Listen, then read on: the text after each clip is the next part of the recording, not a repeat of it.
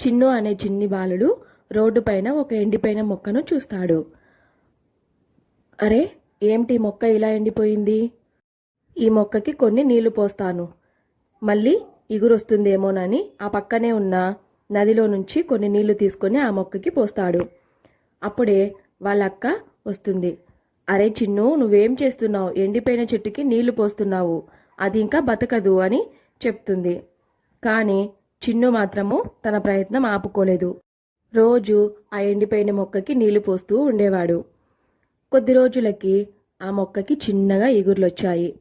తర్వాత పెద్ద పెద్ద ఆకులు, తర్వాత పువ్వులు పూయడం మొదలుపెట్టింది. ఎంత పెద్ద సమస్య అయినా మనం ప్రయత్నిస్తే తప్పకుండా సాధించగలం. ఈ కథ మీకు నచ్చినట్లయితే మన ఛానల్ను సబ్స్క్రైబ్ చేసుకోండి. ఇలాంటి మంచి కథలు మనమందరం కలిసి మరెన్నో తెలుసుకుందాం. Thank you for the watching.